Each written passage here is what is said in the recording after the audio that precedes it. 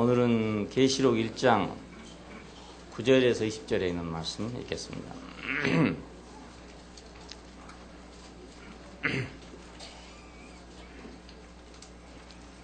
나 요한은 너희 형제요 예수의 환난과 나라와 참음에 동참하는 자라.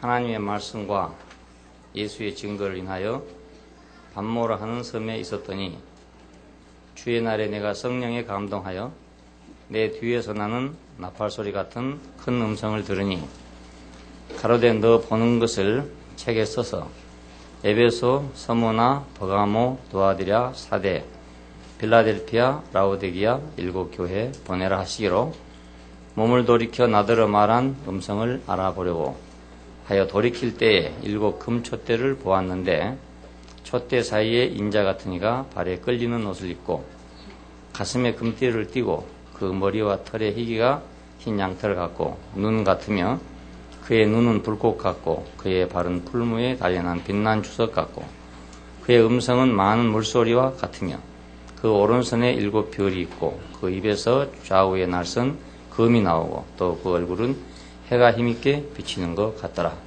내가 볼 때 그 발 앞에 엎드려져 죽은 자 같이 되매 그가 오른손을 내게 얹고 가라사대 두려워 말라. 난 처음이요 나중이니 곧 산자라. 내가 전에 죽었었노라. 볼지어다 이제 세세토록 살아있어 사망과 음부의 열쇠를 가졌노니 그러므로 내 본 것과 이제 있는 일과 장차 될 일을 기록하라. 내 본 것은 내 오른손에 7 별의 비밀과 7 금촛대라. 7 별은 7 교회의 사자요 7 촛대는 7 교회니라. 맞습니다.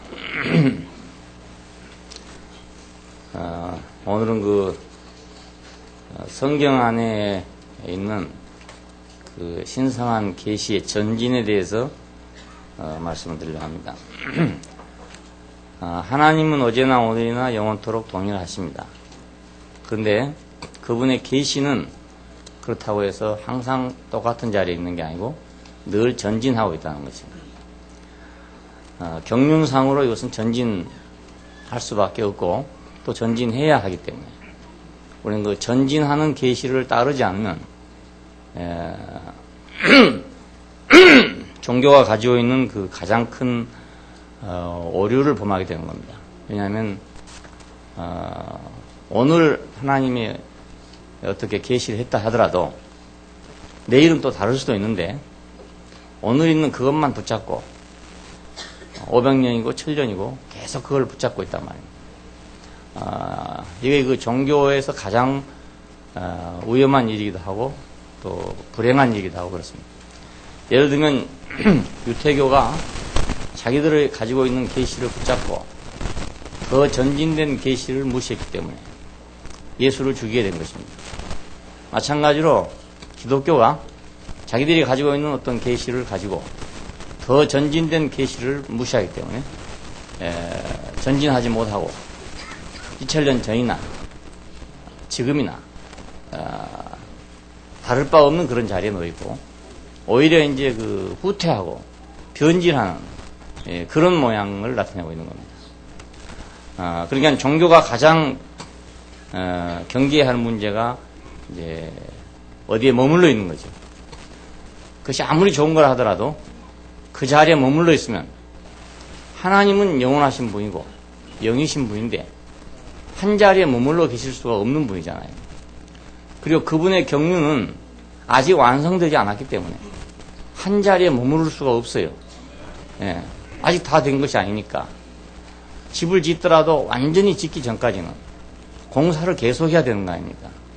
그와 마찬가지로 하나님의 경륜도 다 완성되지 않았으니까 늘 새롭게 전진을 해야 당연한 건데 종교의 근성이 어떤 교리화, 제도화, 조직화 이런 것 속에서 살고 있기 때문에 그걸 넘어가지 못하고 한 번 만난 어떤 것을 영원히 붙잡고 있는 그런 결점을 갖고 있습니다. 치명적 결점을 가지고 있습니다.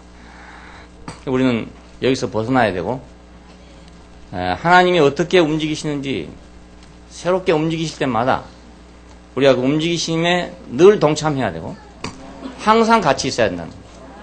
항상 동행해야 됩니다. 그러기 위해서 우리는 성경 안에 있는 하나님의 신성한 계시에 전진이 어떻게 이루어지고 있는가를 우리가 먼저 알 필요가 있습니다. 아, 하나님의 계시도 전진하는구나. 이 정도만 안다 하더라도 큰 일이죠. 그걸 전혀 모르고 있기 때문에 문제가 생기는 거니까요. 우리가 이제 성경을 보면 성경 자체도 전진적으로 쓰여졌다는 걸 볼 수 있어요. 창세기 다음에 출애굽기가 있고 출애굽기 다음에 레위기가 있고 이런 순서로 쭉 쓰여 있잖아요. 이건 모두 계시의 전진입니다. 창세기에 있는 계시가 그걸로 끝나지 않고 출애굽기로 이어지고 출애굽기에 있는 계시가 레위기로 이어지고 이렇게 계속 이어지고 있는 겁니다. 그러니까 창세기만 알아갖고는 안 되는 거죠. 출애굽기도 알아야 되는 거란 말이에요. 그 말은 그 책을 알아야 된다는 말이 아니고 그 계시의 전진을 알아야 된다 그겁니다. 전진된 계시를 알아야 된다 그거죠. 이스라엘 백성들이 애굽에서 나왔습니다. 그 하나의 전진이죠.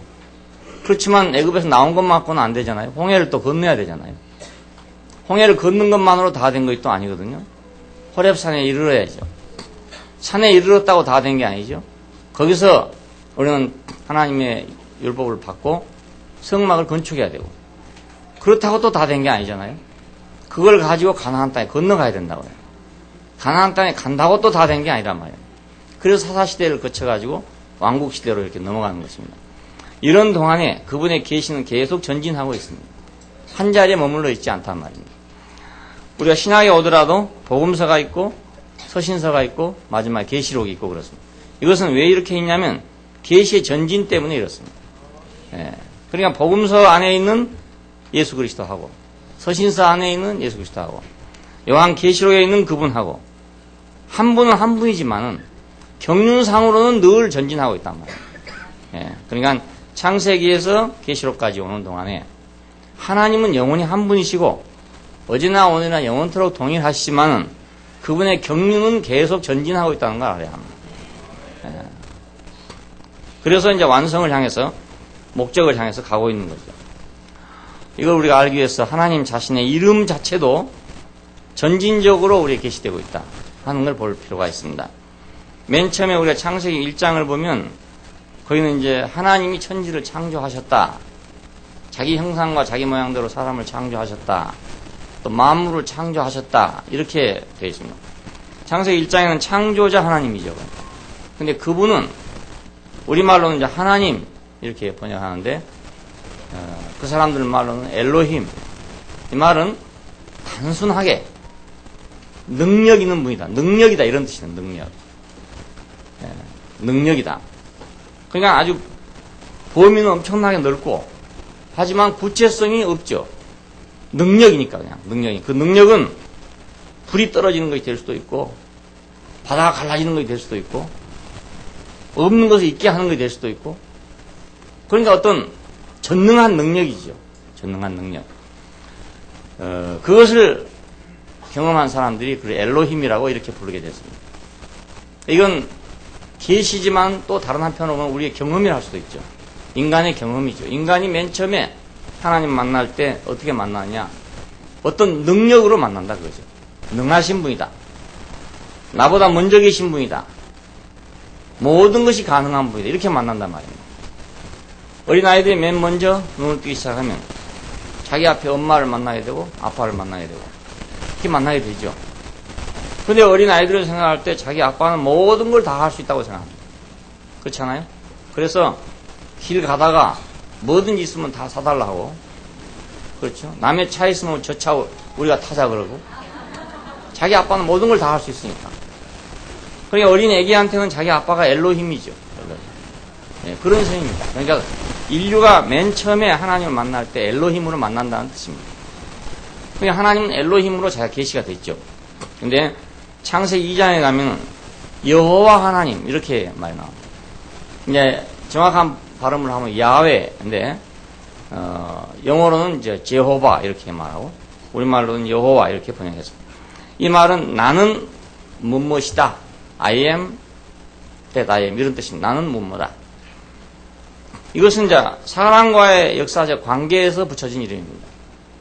그러니까 계시가 전체적인 창조자에서 사람을 창조하신 분으로, 사람과 관계된 분으로 우리가 알려졌다, 그런 뜻입니다. 그러니까 지금 사람들은 하나님 그러면 뭐 온 우주 이렇게 뭐 생각하는데, 차차 그분을 알아가는 동안에 그 하나님은 내 하나님, 우리 하나님, 나의 하나님, 그렇게 되는 겁니다. 예수님께서 하나님 어찌 나를 버리셨습니까? 아버지 내 뜻대로 마옵소서, 아버지 뜻대로 하옵소서, 이렇게 말했을 건 아주 구체성이 있는 거란 말이에요. 그 그냥 엘로힘 이렇게 말하는 게 아니고요. 엘로힘이 있는데 왜 세상은 이러냐, 이런 말이 많이 있습니다. 전능자가 있는데 왜 이러냐. 근데 알고 보면은 그것은 우리가 미숙했을 때, 그를 만났을 때 하는 말이고, 구체적으로 보면 그분은 여호와, 야훼다, 그겁니다. 나는 무엇이다, 이런 분입니다. 그래서 역사 안에서 사람과의 관계에서 이제 나는 빛이다 라고 될 수도 있고, 나는 생명이다 라고 될 수도 있고, 나는 사랑이다 라고 될 수도 있습니다. 사람과의 관계니까. 빛이 저절로 그냥 혼자 있는 빛은 창세기 1장에서 빛이 있으라 하니 빛이 있었다, 이렇게 되어 있습니다. 근데 사람들의 빛이다, 요한복음 1장에서 이렇게 말할 때는 그냥 혼자 있는 빛을 말하는 게 아니고 우리와의 관계 안에서의 빛입니다. 그러니까 어떤 분이 그렇잖아요. 나하고 관계에서 참 좋은 분이다 일 수도 있고 참 나쁜 사람이다 이렇게 할 수도 있는 거예요. 어떤 사람은 A라는 사람 보고 참 좋은 사람이다 그러는데 어떤 사람은 참 나쁘다 이런 거예요. 왜 그런 관계 때문에 그렇습니다.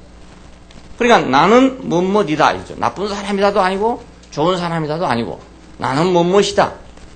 그러면 나한테는 하나님은 나는 너의 아버지다 이렇게 될 수 있고요. 또 어떤 사람한테는 나는 너의 심판자다 이렇게 될 수도 있는 거죠. 그렇지 않겠어요? 죄인에게는 나는 너의 심판자다 이렇게 될 것이고 사랑하는 자에게는 나는 너의 아버지다 이렇게 될 거란 말입니다. 그런 하나님이란 뜻입니다. 여호와란 말은. 그러니까 하나님이 오늘 나에게는 어떤 하나님인가 잘 생각해 보면 내가 만일 죄 가운데 있다면 그는 항상 심판하신 하나님입니다. 내가 만일 그분의 운명 안에 있다면, 생명 안에 있다면 나는 항상 그분의 사랑 안에 있는 하나님이니까. 나는 여호와다 이 말은 그런 뜻입니다. 나는 무엇이다. 창세기 2장 이후에는 이제 여호와라는 이름이 가장 많은 그런 이름에 속합니다. 야훼라는 이름이. 자, 구약에서 우리는 엘로힘 그리고 여호와 대표적으로 이 두 이름을 만나게 됩니다. 근데 신약에 오면은 이제 여호와라는 이름이 없어지고 예수, 그리스도 이런 이름이 나오게 됐습니다. 예수, 그리스도. 근데 예수란 말은 무슨 뜻이냐면 저희 백성을 자기 죄에서 구원할 자다 하는 뜻으로 여호와 예수라는 말을 썼는데 이것이 히브리 음으로 하면은 여호와입니다. 예. 히랍 음으로 하면 예수고 히브리 음으로 하면 여호와 그렇습니다. 그러니까 여호와라고 말했던 그 이름은 예수라는 이름이죠. 여호와는 예수의 구약 형태고 예수는 여호와의 신약 형태죠. 신약에서는 예수라 불려졌고 구약에서는 여호와라 불려졌다 그런 뜻입니다. 참 이상한 일. 이건 우연이라고만 할 수가 없고 마리아에게 이마에 말씀할 때 그 이름을 예수라 하라. 그 이름을 예수라 하라. 그 이름을 구원자라 하라. 그건 다른 말로 하면 그 이름을 여호와라 하라. 이런 말과 비슷한 말이에요. 여호와, 여호수아, 그래서 예수 이렇게 됐어요. 그 이름의 변천이. 자, 그러니까 하나님 자신의 이름마저도 이름이 전진적으로 이렇게 우리에 계시되지 않았습니까? 그러니까 엘로힘만 내가 붙들고 있으면 안 되는 거죠. 예, 여호와가 내게 왔으니까 여호와를 알아야 되는 거 아니겠습니까? 또 신약에 오면 그냥 여호와가 아니고 예수 그리고 그리스도 또 이렇게 나오니까 마태복음 마지막에 보면 그래요. 아버지와 아들과 성령의 이름으로 침례를 주고 이랬는데 사도행전에 오면은 주 예수의 이름으로 침례를 줬다 이렇게 돼 있어요. 그러면 아버지와 아들과 성령의 이름이 뭐가 됐습니까? 예수가 됐단 말입니다. 그럼 또 전진된 거 아닙니까? 자, 한 실제지만은 우리에게 계시될 때는 늘 전진적으로 계시된다 그 말입니다. 그러니까 예수의 이름으로 침례를 주노라 하면 그 안에 이미 아버지와 아들과 성령의 이름으로라 하는 마태복음 28장에 있는 말씀이 포함되어 있다 그 말입니다. 예. 우리가 여러 말을 한 말로 줄이는 경우도 있고 여러 가지 개념을 한 개념으로 줄이는 경우도 있고 그렇잖아요. 마찬가지로 아버지와 아들과 성령이라는 그 개념을 예수라는 개념 안으로 다 묶어 넣었단 말입니다. 그러니까 이제는 또 아버지와 아들과 성령의 이름으로 침례를 주노라 이렇게 할 필요가 없죠. 예수의 이름으로 침례를 주노라 해도 그 안에 다 포함되고 있으니까요. 이건 보다 더 전진된 이름입니다. 그리고 이제 아들의 이름 안에서도 역시 마찬가지인데 그리스도라 칭하는 예수가 낫다 이렇게 표현됐죠. 그리스도라 칭하는 예수가 낫다. 이건 성육신을 의미합니다. 예수 이 말은 결국 마태복음 1장 21절에 나오는 예수 이 말은 저희 백성을 자기 죄에서 구원할 자다. 그래서 예수다 이렇게 이름을 지어졌습니다. 그런데 16장 16절에 가면은 주는 그리스도시요 살아계신 하나님의 아들이십니다. 이런 고백이 나옵니다. 여기서 하나님의 경륜 수행을 위해서 기름 부음 받은 자라는 뜻입니다. 자, 예수란 이름은 자기 백성을 구원할 자로서 성육신하신 분을 얘기하고 그리스도라 하는 말은 하나님의 경륜을 수행하기 위해서 위임을 받은 자다 그런 뜻입니다. 임명받은 자다. 기름 부음 받았단 말은 위임 받았다 이런 뜻이거든요. 자, 그러니까 이 이름도 전진적이잖아요. 예수에서 그리스도로 이렇게 전진되고 있어요. 구원을 위해서는 예수라는 이름이 필요했어요. 근데 하나님의 경륜을 수행하기 위해서는 그리스도라는 이름이 필요해요. 그래서 이름이 이렇게 따로따로 게시가 된 것입니다. 예를 들어서 어떤 사람의 이름을 김갑수라고 이름을 지어놨다 합시다. 그건 자기 집에서 부르기 좋은 이름이죠. 자, 제 이름을 이현래라고 지어놨는데 왜 올레자를 써놨냐. 이건 우리 족보가 그래서 그렇습니다. 우리 가문의 족보가 올레자를 쓰기 때문에 이현래라는 이름을 썼어요. 그래서 이현래하고 딱 내놓으면 우리 같은 종씨들끼리는 다 알아요. 그냥 아, 내자 학렬이구나 이렇게 알아요. 그래서 어떤 사람은 할아버지하고 어떤 사람은 아저씨하고 그래요. 이제 글자만 보고도 안다 그만. 이것은 우리 가문에서 알기 위한 이름이죠. 이 이름이. 근데 여러분이 저보고 이제 뭐 목사 이렇게 말할 때는 가문의 문제가 아니지 않습니까? 다른 문제로 이름을 그렇게 붙인다는 말입니다. 자, 마찬가지로 우리를 구원하기 위한, 우리를 대속하기 위한 제물이 되기 위해서는 예수라는 이름이 필요했고, 하나님의 경륜을 수행하기 위해서는 그리스도라는 이름이 필요했어요. 그러니까 이름이 이렇게 전진하고 있는 거죠. 그 다음에 이제 우리가 그 영에 대해서 생각해보면, 성령에 대해서 생각해보면은, 그 이름도 역시 전진적입니다. 그리스도에게는 교회가 필요합니다. 왜냐하면 하나님의 경륜을 수행하려면 교회가 있어야 경륜이 수행됩니다. 하나님이 하늘에서 그냥 모든 걸 다 이룬다. 그러면 교회가 필요가 없죠. 근데 하나님은 하늘에서 혼자 무엇을 다 하는 분이 아니고 이스라엘 백성이 있어야 됐던 이유는 이스라엘 백성을 통해야만 그 경륜이 이루어지기 때문입니다. 마찬가지로 오늘 교회가 왜 필요하냐면 하나님의 경륜을 수행하기 위해서 교회가 필요합니다. 그러므로 교회 없이는 하나님의 경륜이 수행될 수가 없습니다. 구약 안에서 이스라엘 백성이 없었다면 하나님의 경륜은 수행될 수가 없습니다. 그래서 모든 하나님의 경륜의 수행은 이스라엘 백성과 함께 있었고 오늘 우리가 구약 안에 있는 경륜을 볼 때 이스라엘 역사를 보고 이스라엘 안에 있는 사건을 보는 이유는 이스라엘 속에서 하나님의 경륜이 집행됐기 때문에 그렇습니다. 그렇다면 오늘 하나님의 경륜을 어디서 볼 수 있는가? 그건 교회 안에서 볼 수 있습니다. 예, 세상에서 보는 게 아니고 세상은 그냥 부수적인 것에 불과합니다. 우리가 구약시대를 보더라도 이스라엘 역사 주변에 바벨론도 있고 뭐 아수르도 있고 애굽도 있고 여러 나라들이 있어요. 이런 나라 역사들이 거기 잠깐 언급이 되어 있는데 이것들은 전부 이스라엘 역사를 위해서 부수적으로 설명한 것에 불과합니다. 오늘 세상의 역사가 혹시 하나님의 경륜 수행에 필요하다면 그것은 교회를 중심으로 해서 부수적으로 있는 거지 그것 자체가 중심이 아니다 그 말입니다. 하나님의 경륜의 중심은 오늘 교회에 있습니다. 예. 절대적으로 교회 안에 있습니다. 교회가 없이는 하나님의 경륜은 수행될 수가 없습니다. 왜냐하면 교회는 그리스도의 몸입니다. 세상은 그리스도의 몸이 아니고 교회가 그리스도의 몸입니다. 그러니까 그리스도의 의도가 실행되려면 그의 몸인 교회가 있어야 되지 세상이 있어도 되는 건 아니지 않습니까? 내 뜻이 표현되려면 내 몸이 있어야 되지 내 몸이 아닌 다른 것이 내 뜻을 표현하겠냐 그 말입니다. 자, 그리스도의 몸이라고 하는 말은 바로 그분의 경륜을 수행하기 위한 기관이라는 뜻이거든요. 이건 절대적인 문제입니다. 타락한 인생을 구원하기 위해서는 구속자가 필요해요.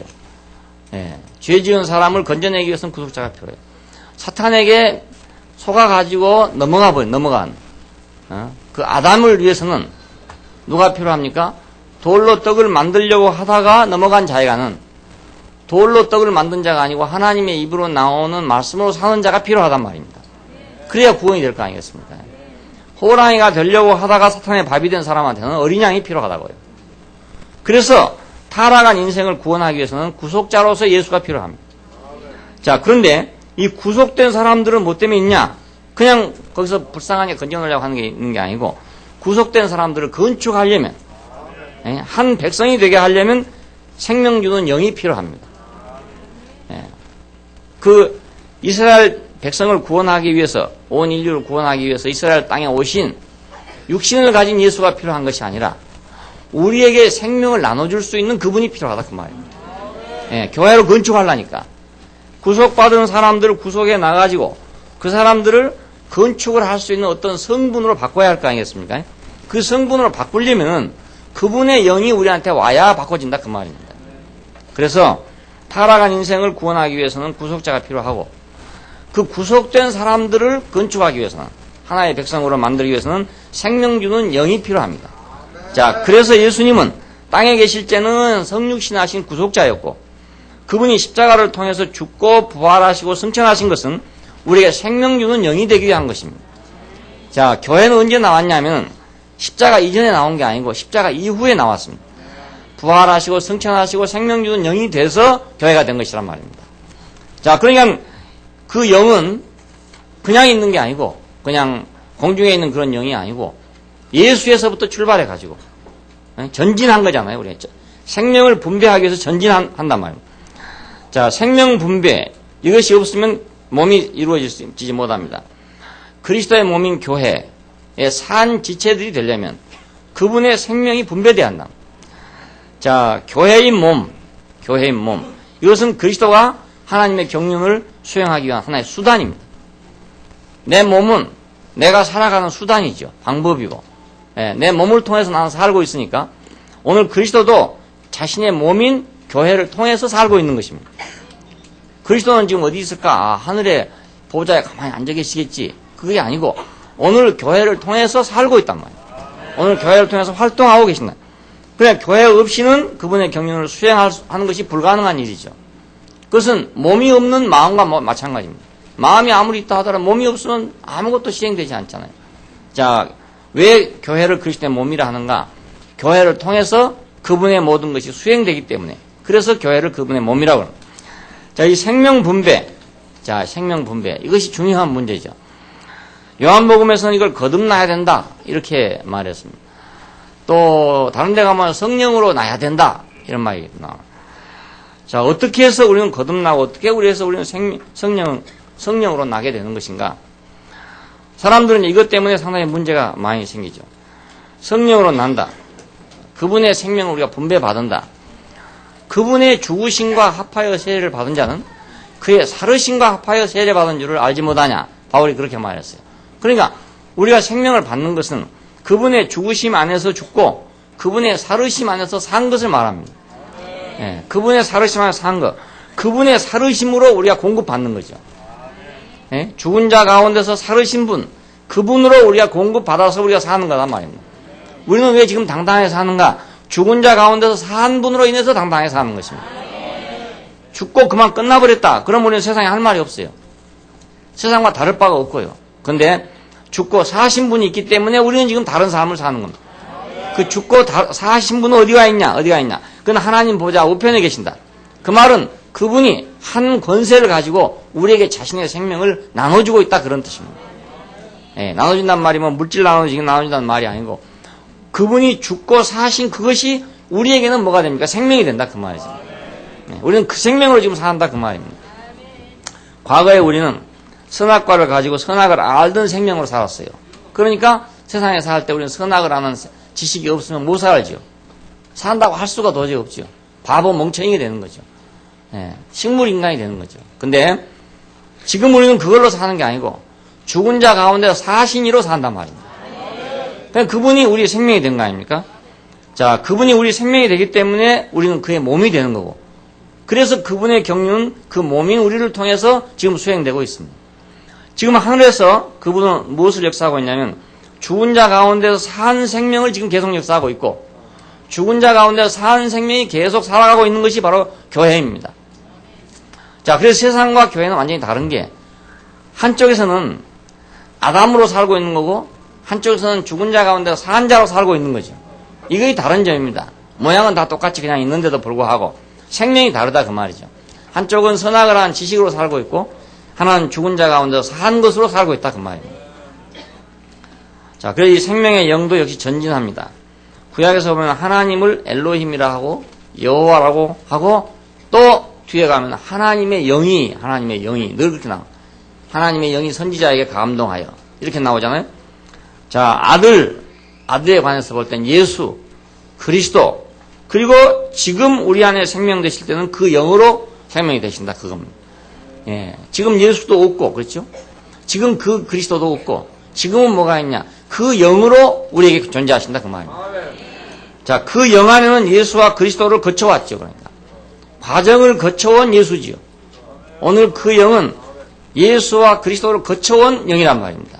과정을 거쳐온 예수예요. 그러니까 그 영이 그냥 귀신스러운 영이라고 사람들은 잘못 생각하고 있기 때문에 큰 문제가 생긴 겁니다.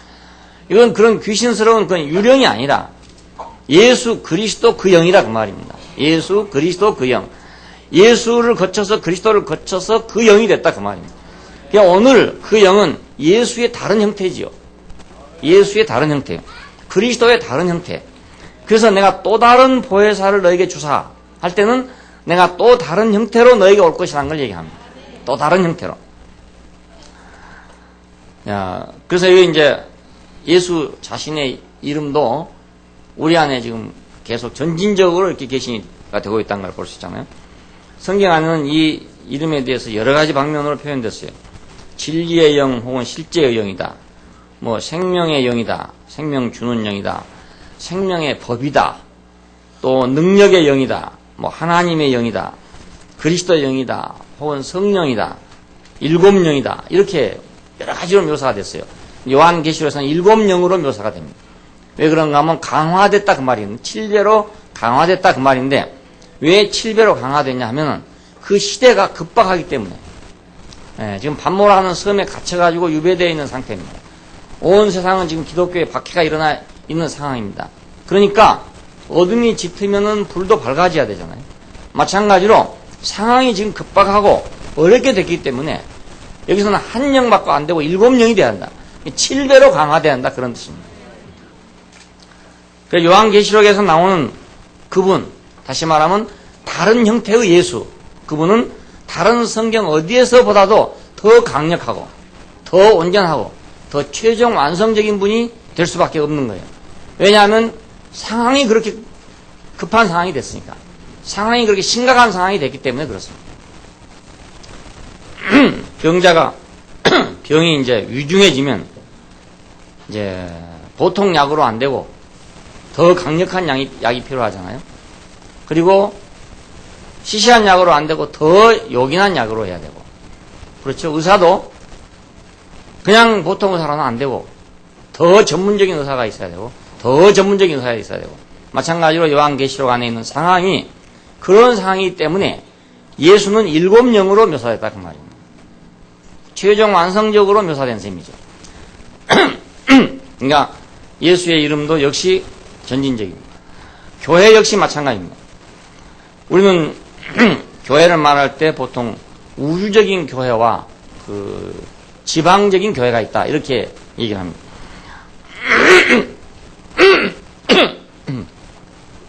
유니버설한 교회가 있다. 그래서 어떤 사람들은 이제 이 유니버설 처치만을 주장하는 사람들이 있습니다. 그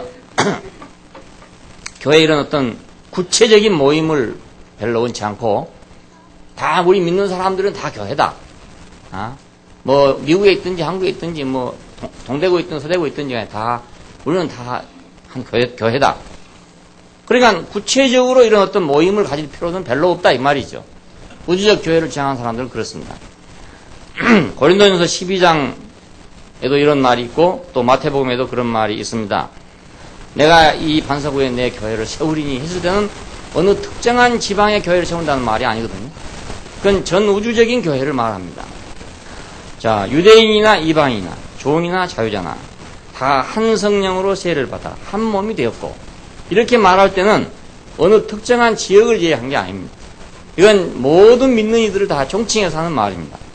몸은 하나인데 많은 지체가 있고 몸의 지체가 많은 한 몸인 것 같이 그리스도도 그러하니라.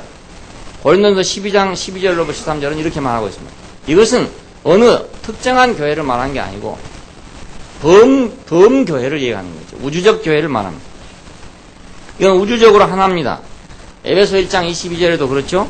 그를 만물 위에 교회의 머리로 주셨느니라. 그러니까 교회의 머리는 한 분이니까 뭐 어디가 있든지 간에 머리가 하나니까 다 하나다 이 말이죠. 머리가 하나니까 몸도 하나죠. 교회는 그 몸이니 그랬으니까 몸은 다 하나다 이겁니다. 다 하나다. 유일한 하나의 몸이죠. 근데 이것은 맞기는 맞는데 틀린 말은 아닌데 구체성이 없다. 구체성이. 예, 구체성이 없어요. 그래서 우리는 교회들이라고 말할 때 이것은 각 지방에 있는 교회들을 말합니다. 구체적으로 땅 위에서 어떠한 사람들이 모여있는 구체적인 현실을 얘기합니다. 그때 우리는 교회들이라고 말하게 됩니다. 자, 이 교회들은 방금 말하는 우주적 교회의 현실적인 표현이죠. 그러니까 분명히 우주적 교회라는 건 맞지만은 그 우주적 교회가 현실적으로 표현될 때는 지방교회로 표현되는 거죠. 그렇지 않겠어요? 그냥 다 흐트러져 있어가지고 그걸 교회라고 해봤자 현실성이 없단 말입니다.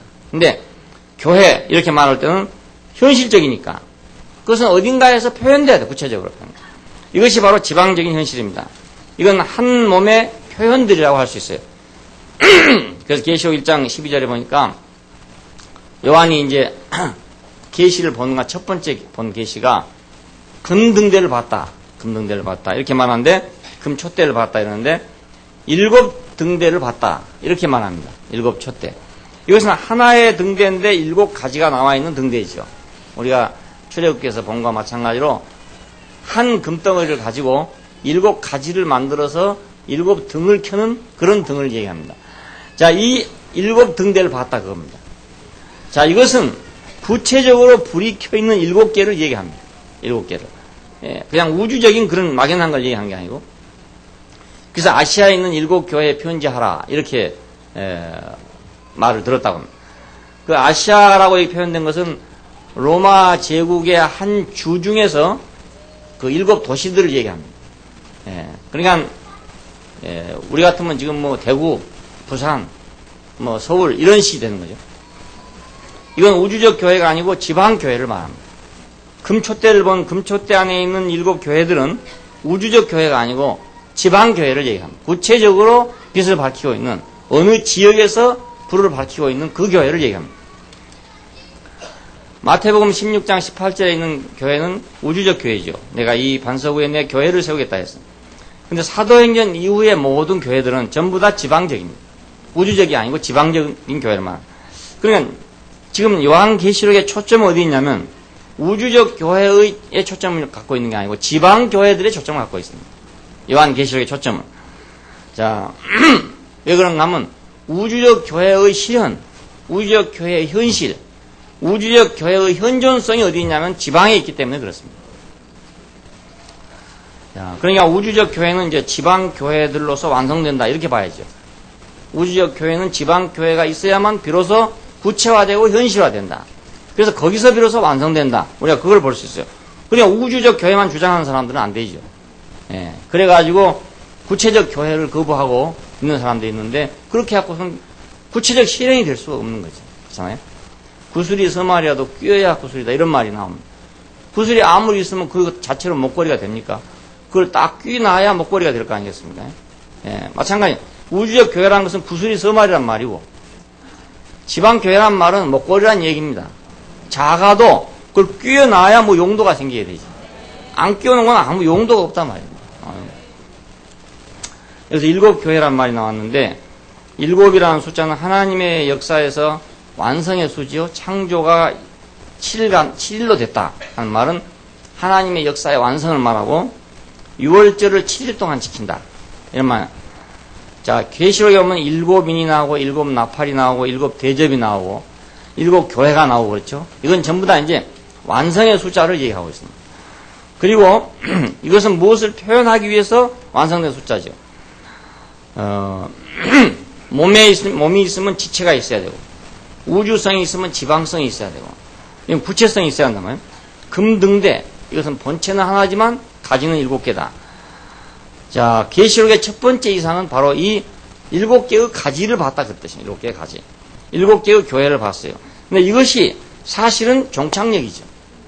금등대는 금판으로부터 시작해가지고 마지막에 어디로 갑니까? 7가지로 종착되는 거 아닙니까? 종결되는 거 아닙니까? 자, 교회는 어디로 종착되는가? 새 예루살렘으로 종착되죠. 이 모든 것은 전부 앞으로 전진해서 그래가지고 최종 완성에 이르게 됩니다. 모든 것이 다 그렇습니다.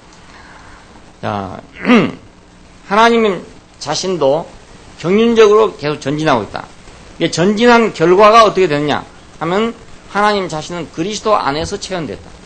처음에는 그냥 천지를 창조하신 분이었고 이스라엘을 구원하신 분이었는데 점차적으로 전진해가지고 예수 그리스도라는 한 인격으로 체현되신 분이었다.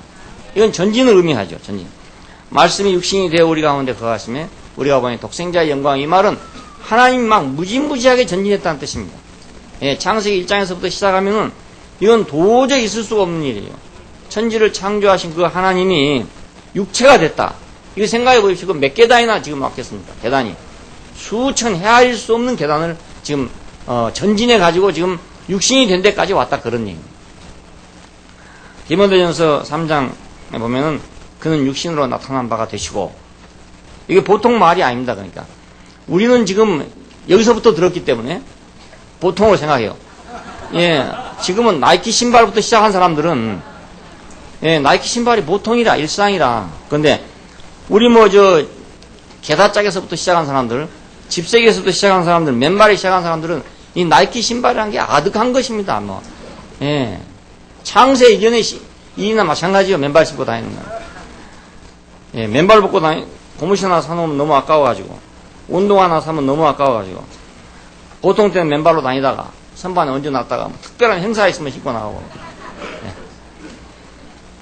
일본 사람들이 필리핀 정복하고 마닐라 정복하고 그래가지고 고무공 하나씩 선물하면 그거 얼마나 큰 선물인 줄 아십니까? 예. 요즘 아이들 그런 거 쳐다보지도 않아요. 그러니까 지금 우리는 육신으로 낳은 세계 안에 왔기 때문에 별거 아니지만 창세기 1장에 생각한다면 이건 몇 억겁을 전진했는지 모르는 거예요. 그 안에는 신성의 모든 충만이 육체로 거하시고. 그러니까 하나님이 육체가 되셨다는 것을 표현한다는 것은 이건 정말 맞아 죽을 일입니다. 100번 맞아 죽어 쌀 일이에요. 그거. 예, 유태인들한테는. 예. 그러니까 이렇게 되신 하나님을 우리가 알려면은 그 전진하신 하나님과 함께 하려면 우리가 종교나 이런 데 매여 있어서는 안 되는 거죠. 그러니까. 될 수가 없는 일이에요. 종교의 근성 자체가 어떤 진리나 어떤 교리나 이런 걸 붙잡아야 되는 거기 때문에 거기 매여하고는 절대로 불가능한 일이에요. 유태교의 교리 속에서, 전통 속에서 어떻게 그 하나님이 말씀이 되고 육신이 됐다고까지 할 수 있겠냐, 그겁니다. 절대로 있을 수가 없어요. 그래서 우리는 거기서 핍박을 받지 않으면 안 되는 겁니다. 오늘날도 마찬가지죠. 지금 성육신 하신 지가 2000년이 됐는데도 불구하고 지금 우리가 성육신을 보편화시켜서 얘기하면 또 이단이를 한단 말입니다. 2000년이 넘었는데 그래요. 예, 오늘 우리가 성육신의 보편화가 없으면 예수님은 성육신이 단독적으로 2000년 동안을 그냥 묶여 있어야 되는 거예요. 그것이 이미 벌써 성육신이 보편화됐어야 된단 말이에요. 왜냐하면 전진해야 되니까. 전진해야 되니까. 네, 기가 막힌 일입니다. 그리스도는 그 영으로 그래서 실제화 됐어요. 모든 사람에게 분배되게 됐어요. 예, 내가 또 다른 보혜사를 너에게 주사. 영원토록 너희와 함께 있게 하겠다. 이 말은 내가 지금 이런 형태가 아닌 또 다른 형태로 너희와 함께 있겠다. 이런 약속이었어요. 자, 고린도전서 15장에 보면은 마지막 아담은 생명 주는 영이 되었나니 그럽니다. 이 마지막 아담은 예수를 가르쳐 말합니다. 예수는 생명 주는 영이 됐대요. 이제 나사렛 땅에서 걸어다니는 그분이 아니고 우리에게 생명 주는 영이 됐다. 고린도후서 3장에 보면은 주는 영이시니 주의 영이 계신 곳에는 자유함이 있느니라. 그래서 주를 영이라고 표현했어요. 예, 그 육체라고 표현하지 않고 영이라고 표현했어요. 로마서 8장 9절에 보면은 너희 속에 하나님의 영이 거하시면 너희가 육신에 있지 않고 영에 있나니 그렇게 말하고 있다고요. 그러니까 그분은 우리는 지금 예수 그렇게 말하지만 사실상 우리 안에 계신 분은 그 영으로 계신다 그 말입니다. 그 영이라는 형태가 아니면 우리하고 같이 있을 수가 없죠. 그 영은 어디서 나왔는가? 십자가를 통해서 그 이후에 왔잖아요. 십자가를 통해서. 그 이전에는 없었어요. 그 영이 없었대요. 하나님의 영은 있었어도 그 영은 없었어요. 예, 또 다른 형태의 예수가 있을 수가 없잖아요. 예수님 이전에는 또 다른 형태의 예수가 있을 수 없고 예수님께서 그냥 계시다면 또 다른 형태의 예수가 있을 수가 없죠. 그분이 약속한 또 다른 형태는 그 영을 가르쳐 말합니다. 자, 요한복음 7장에 보면 그럽니다. 명절 끝난 마지막 날에 서서 외쳐 가라사대 누구든지 목마르거든 와서 마시라 이렇게 이제 했어요. 그 배에 생수의 강이 흘러 넘칠 것이다 이렇게 말씀했어요. 이건 뭘 말한 것이냐 하면 이는 그를 믿는 자에 받을 그 영을 말씀하신 것이다. 우리말 성경에 이는 그를 믿는 자에 받을 성령을 말씀하신 것이니라 이랬어요. 그런데 여기서는 성령이라고 표현하지 않고 이는 그를 믿는 자에 받을 그 영을 가리켜 말씀하신 것이다. 그리고 가로하고 뭐라 했냐면 예수께서 아직 영광을 받지 못하신 고로 그 영이 아직 저희에게 계시지 않더라 그렇게 돼 있어요. 그러니까 이것은 구약에 있는 하나님의 영을 말한 게 아니죠. 예수님을 잉태케 했던 그 성령을 말한 게 아니죠. 이것은 예수님 자신의 다른 형태를 말한 거란 말이에요. 예수님 자신의 다른 형태. 오늘 우리가 영을 말하는 건 그 영을 말하는 겁니다. 예, 항상 존재한 영원히 멸하지 않는 그 영을 말한 게 아니고 아직 저희에게 계시지 않더라. 영광을 받지 못하신 거로 아직 저희에게 계시지 않더라 하는 그 영을 지금 얘기하는 겁니다. 언제 왔냐? 십자가를 통해서 그분이 죽으시고 사신 다음에 승천하신 다음에 우리에게 왔단 말입니다. 그러니까 그분이 하늘에 계시다는 걸 알고 승천하시다는 걸 우리가 알았을 때 우리는 그분의 운명과 하나 돼가지고 그분의 운명 안에서 내가 그분을 맞이하게 되는 거잖아요. 그러니까 그분은 우리를 어떤 자리로 딱 끌고 가가지고 그분과 하나 된 자리로 딱 끌고 가서 그래서 그분을 우리에게 줬다고요. 예, 신기한 방법이에요. 우리를 그냥 그 자리에 놔두고 줘도 안 돼요. 그러니까. 예, 똥통에다가 아무리 바나나 넣어봤자 바나나 똥돼지 못 되겠어요. 괜찮겠어요? 예, 거기다가 아무리 좋은 스테이크를 갖다 넣는다 하더라도 그 똥돼지 그 스테이크에 남아있겠습니까? 똥통에 넣었는데 그렇지 않겠습니까? 그래서 우리를 다른 자리로 옮겨놓고 어디로? 아담 안에서 그리스도 안으로 옮겨놓고 그 십자가 안으로 옮겨놓고 그리고 그분을 줬다 그 말입니다. 그러나 십자가 안으로 옮겨지지 않은 한은 그분을 받을 수가 없어요. 받았다는 사람들을 보면은 똥통에서 받은 거라고. 뭘 받기는 받았는데 받는 자리가 똥통이니까 조금 있으면 도로 똥통이 되는 거예요. 예, 처음에 빠지면 바나나 그대로 있어요. 근데 시간 지나면 그만 똥이 돼버리고 만. 예, 그러니까 뭘 받았다는 사람들 보면은 처음에는 뭐 있는 것 같은데 뒤로 가면 도로 썩어버려요 그냥. 예, 다른 자리로 와서 받아야 돼요. 그냥 옮겨져야 돼요. 십자가로 옮겨져 가지고 받아야 됩니다. 예, 이는 그를 믿는 자에 받을 그 영을 말씀하신 것이다. 예, 예수께서 아직 영광을 받지 못하신 거로 그 영이 아직 저에게 계시지 않다. 아직 저에게 계시지 않다. 자, 그 영은 오늘 예수 그리스도의 다른 형태입니다. 이 영이 그리스도의 몸을 구성하는 성분이 되는 겁니다. 교회가 어떻게 구성되는가? 그 영으로 말미암아 구성된단 말입니다. 그러니까 우리가 늘 영이라는 말을 잘 안 쓰는 이유가 여기서 헷갈리고 혼란이 생기기 때문에. 그래서 제가 운명이라는 말을 늘 쓰는 이유가 바로 그것입니다. 이 운명 안에서 그 교회가 구성되기 때문에 하는 말. 그래, 그 자리가 그 자리인가 그렇게 말해도 상관없어요. 그 자리에 있는 거니까. 그 자리에 없으면 그 영이 아니단 말입니다. 자, 그 영은 그리스도의 몸의 구성 성분이 됩니다. 그 운명이 없으면 교회가 될 수 없어요. 그래서 교회는 그 운명으로 구성됐다고 말해야 돼요. 그래야 더 정확해요. 헷갈리지 않고. 왜냐하면 그 영에 대해서 헷갈리니까. 자, 이 교회는 어떻게 표현되는가? 지방 교회들로 표현돼. 로컬 처치로 표현돼. 너 보는 것을 책에 써서 에베소, 스무나, 버가모, 두아디라, 사대, 빌라델피아, 라오데기아 7교회에 보내라. 구체적으로 그 지방에 있는 교회들에게 지금 말씀하고 있는 거잖아요. 우주적 교회가 말씀하고 있는 게 아닙니다. 우주적 교회는 핍박을 받지 않아요.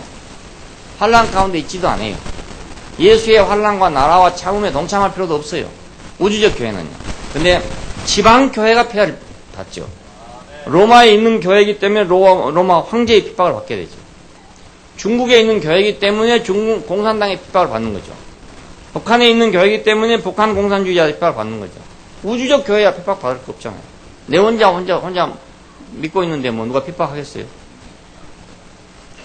지방 교회들 안에서 하나님의 경륜이 집행되기 때문에 그래서 세상이 그것을 막으려 하는 겁니다. 하나님의 경륜이 진행되면 세상이 망하니까 그래서 그것을 방해하는 거죠. 그렇잖아요? 교회가 많이 있으면 공산주의가 안 되니까 그래서 공산주의가 반대하는 거 아닙니까? 예. 자기들의 세계가 이루어질 수 없기 때문에 교회를 핍박하게 되는 거거든요. 자, 로마 황제들도 그랬어요. 자기들의 나라가 이루어지려면 저 기독교인이 있으면 안 되겠다 이렇게 생각한 것입니다. 그래서 핍박을 했던 것입니다. 자, 우리는 그렇기 때문에 이 지방 교회들 안에서 우리는 하나님의 구체적인 어떤 걸 보게 됩니다. 구체적인 것, 막연한 것이 아니에요. 하나님은 말씀이 육체가 돼서 그리스도가 됐고 그리스도는 그의 운명 안에서 다른 형태로 우리에게 오셔가지고 그 영이 됐죠.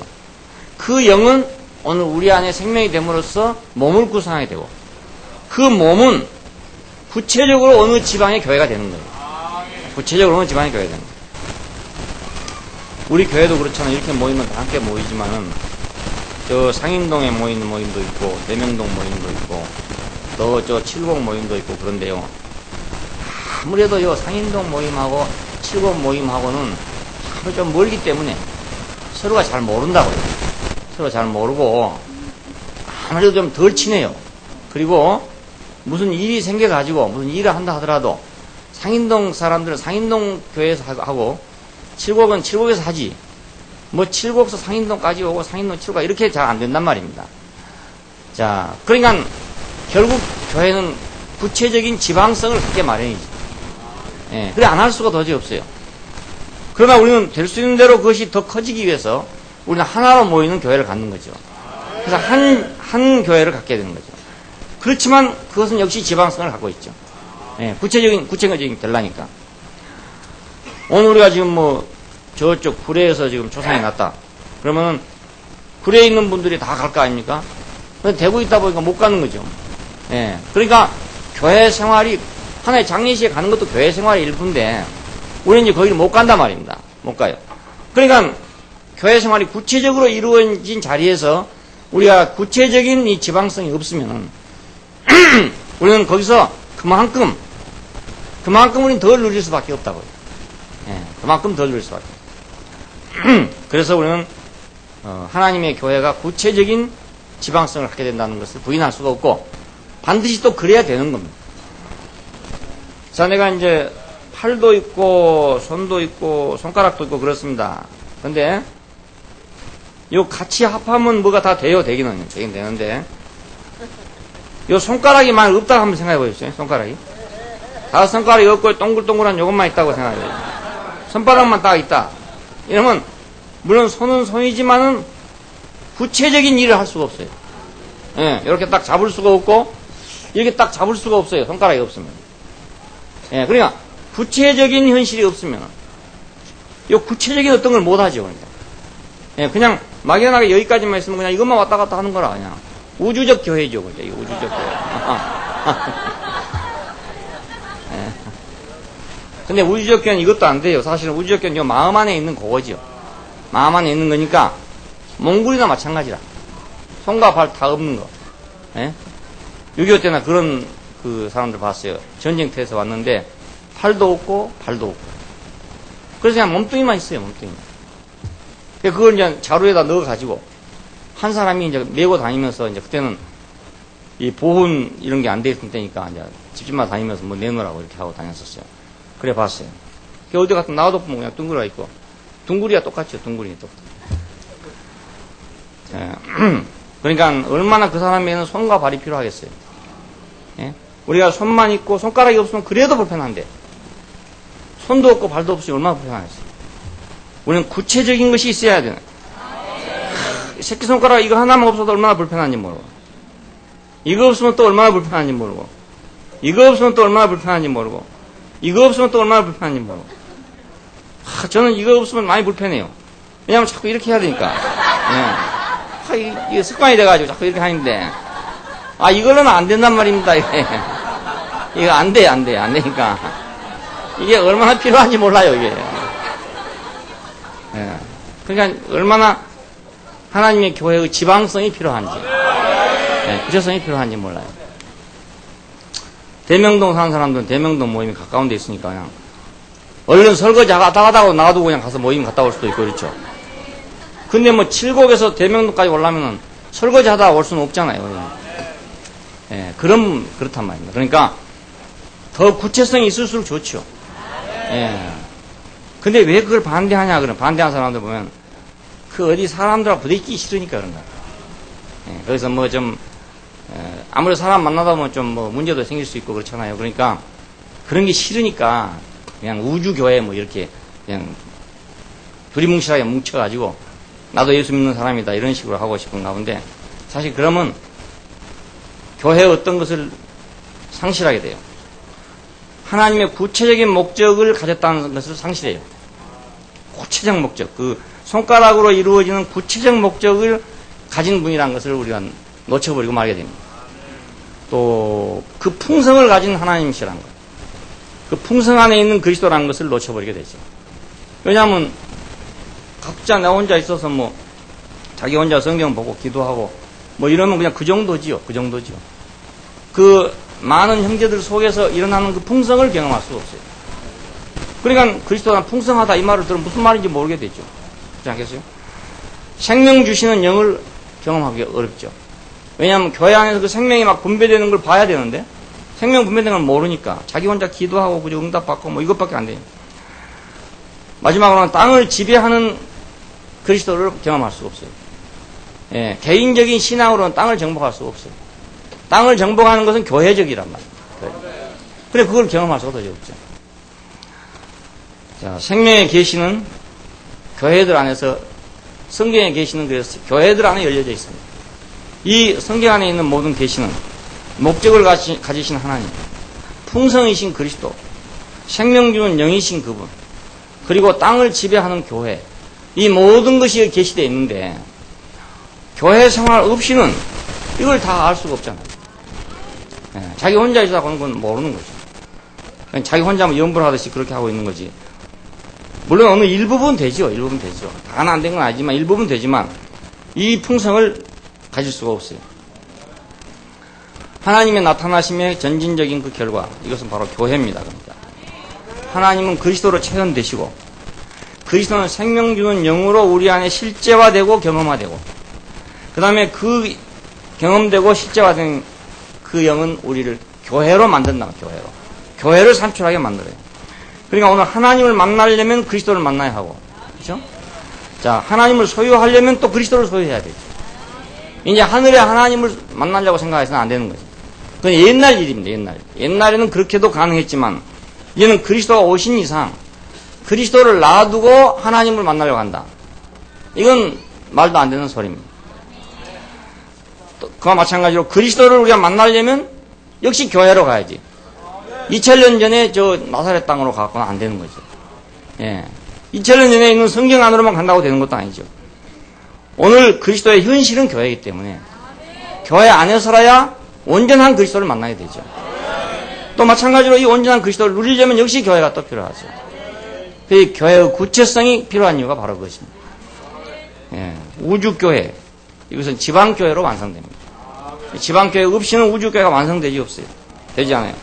목적화되고 풍성화되고 생명화되고 생활화되고 정복화되는 것이 모두 지방에서 이루어진다고요.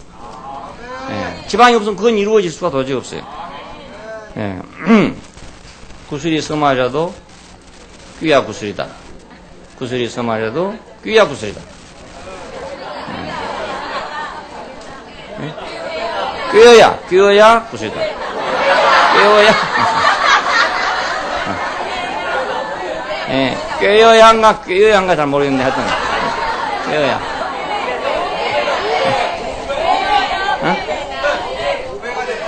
고배.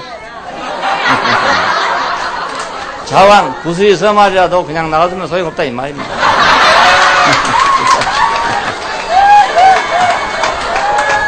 이걸 엮어야 엮어야 뭐 가방도 되고 핸드백도 되고 뭐 목걸이도 되고 되는 거예요.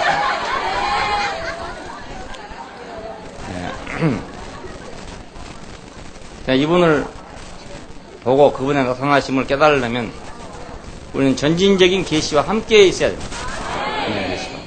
정체되어 있으면 안 되죠. 그래서 사도 요한은 어디에 있었는가를 보면 반모라는 섬에 있었답니다. 이 말은 어디에선가 분별되어 있었다 그런 뜻이죠. 갈라져 있었다. 하나님의 말씀과 예수의 증거를 인해서 반모라 하는 섬에 있었더니, 그러니까 하나님의 말씀과 예수의 증거 때문에 부별되어 있어야 되나요? 부별되어 있어요. 그래서 하늘에 열린 문을 봤습니다. 4장 1절에 보면. 그리고 21장에 보면 크고 높은 산에 오르게 됐어요. 그것은 하늘의 것을 봤다 이 말입니다. 하늘의 것을 봤다. 우리는 분별된 자리에서 하늘의 것을 볼 수 있습니다. 그리고 내가 영 안에 있었더니 그럽니다. 영 안에 있었더니. 주님과 합한 영 안에 있었다. 아까 말씀드린 대로 십자가 안에서 우리 합해진 그 한 영 안에 있을 때 그 하나님의 움직이심을 본다 그 말입니다. 움직이심을 본다. 내가 영 안에 있었더니. 그리고 언제 있었냐? 주의 날에 그랬대요. 이 주의 날은 주의 첫날을 의미하고 이 주의 첫날은 곧 부활의 날을 의미합니다. 초대교회는 이 날에 모였습니다. 초대교회들은 사도행전 20장 7절에 보니까 안식 후 첫날에 우리가 떡을 때우고 모였더니 그래요. 안식 후 첫날이 주의 첫날입니다. 고린도전서 10장 1절 2절에 보면 연보에 대해서 말할 때 매 주의 첫날에 너희 각 사람이 이를 얻은 대로 저축하여 이렇게 말한다. 그러니까 초대교회 성도들은 안식일날 모였던 게 아니고 주의 첫날에 모였습니다. 첫날에. 왜 안식일날 안 모이고 이날에 모였을까? 안식일 날은 예수님이 십자가에 못 박혀 죽은 날입니다. 죽어 있었던 날입니다. 죽어 있었던 날. 예, 무덤에 있었던 날이라고요. 이것은 예창조가 끝난 날을 얘기합니다. 예창조 안에서는 안식일이 가장 중요한 날이었지만 새창조를 위해서는 그건 끝나는 날이었어요. 구약시대에는 안식일보다 중요한 날이 없어요. 그래서 그날을 범하면 죽인다, 살려두지 말라 이런 말이 나와요. 그날보다 중요한 날이 없어요. 그런데 이것은 예창조에 속한 날이에요. 이 날이 끝나야 새창조가 올 거 아닙니까? 새날이 오기 위해서 예수님 죽었다고요. 근데 언제 죽었냐? 안식일날 죽어서 무덤에 있었어요. 안식일날. 무덤에 있는 날 제자들이 모였겠습니까? 다시 살아난 날 모이게 되죠. 살아난 날. 다시 살아났단 말은 새창조를 의미합니다. 그러니까 안식일에는 없었죠. 예, 안식일에는 이런 모임이 없었죠. 죽음뿐이 다른 건 없었으니까요. 어떻게 생각하면 이렇게 생각할 수 있어요. 구약시대에 가장 중요한 날이었던 그 안식일이 예수의 제자들에게는 지긋지긋한 날이었다고 하시죠. 극단적으로 표현하면 지긋지긋한 날이었다. 그 참 새날을 와서 보니까 이제 세계 죽음에서 살아난 날에 와서 보니까 그 무덤에 있었던 그날은 지긋지긋한 날이다. 예창조에 속한 날입니다. 그때는 거의 좋은 거였죠. 그때는 처음부터 나빴단 말이 아닙니다. 그때는 정말 좋은 거였지만 새날에 들어와 보니까 야, 그건 정말 빨리 끝났어야 되는구나. 지긋지긋한 날이었구나. 우리가 만약 무덤에 잠자고 있다가 다시 살아난다고 한번 생각해 보십시오. 한시인들 거기 더 있고 싶겠습니까? 거기. 그렇잖아요? 감옥소에 갔다 온 사람도 그 한시간인들 거기 더 있고 싶겠어요?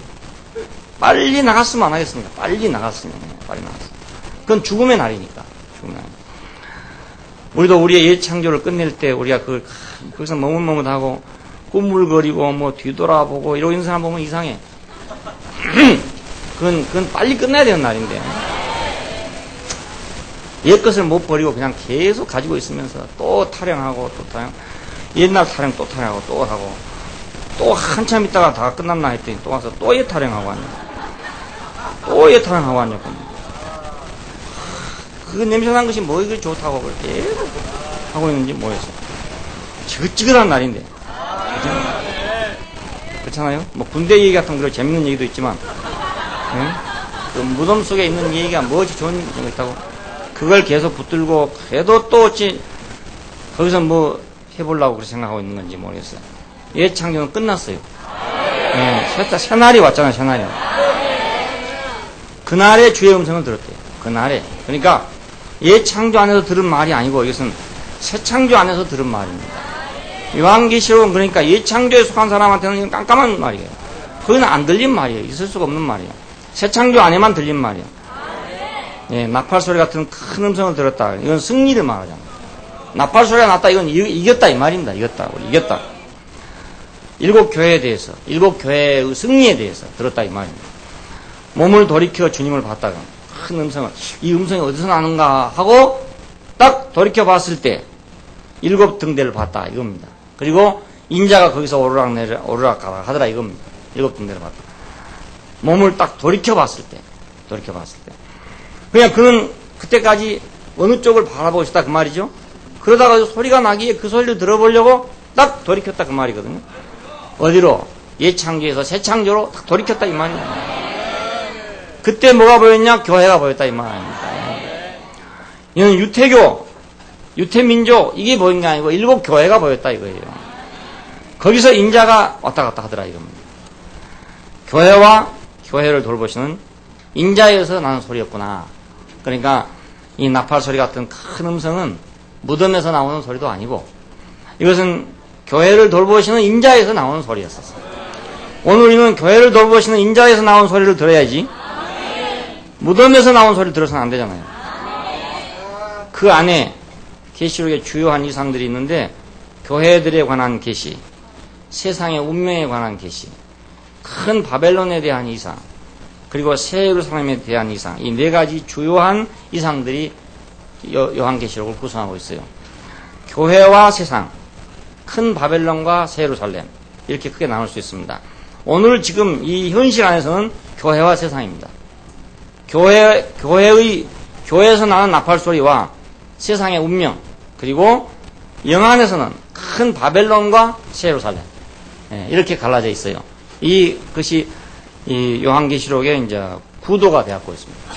그 하나님의 경륜의 흐름이 이걸 통해 가지고 흘러가고 있으니까 이것을 사도 요한은 유배되어 있는 반모라 하는 섬에서 하나님의 말씀과 예수의 증거를 인해서 유배되어 있는 그곳에서 주의 날에 영안에서 이것을 들었답니다. 영안. 오늘 우리도 분별됨 안에서 하나님의 말씀과 예수의 증거로 인한 분별됨 안에서 우리가 주의 날에 그 새날에 그 말이죠. 새로운 세계에서 영안에 있을 때 죽고 다시 산 그 영안에 있을 때 우리는 이 계시록의 주요 이상들을 볼 수 있게 되고 하나님이 오늘 현재적으로 움직이시는 그 움직이심에 함께 할 수가 있습니다. 네, 기도하십시다. 네, 감사하신 아버지 하나님, 오늘 우리를 하늘의 열린 문 안으로 크고 높은 산으로 우리를 부르셔서 당신의 음성을 듣게 하시려고 오늘 우리를 교회 안으로 일곱 교회들 안으로 우리를 부르신 것을 감사합니다. 당신이 끌리는 옷을 입고 돌보고 계시는 그 일곱 교회 오늘 우리의 이것을 주신 것을 감사하고 오늘 이 땅에서 구체적으로 당신의 몸으로서 지체로서 당신의 삶을 살아내는 한 구체적인 현실로 살 수 있게 하신 것을 감사합니다. 오늘 우리는 주님의 몸으로 주님의 지체로 이 땅에 있습니다. 그러므로 이 땅을 정복할 때까지 우리가 당신의 몸과 지체로서의 모든 사명과 역할을 우리가 감당할 수 있게 되기를 원하고 그 영광에 우리가 참여할 수 있게 되기를 원합니다. 주 예수님 이름으로 기도합니다. 아멘.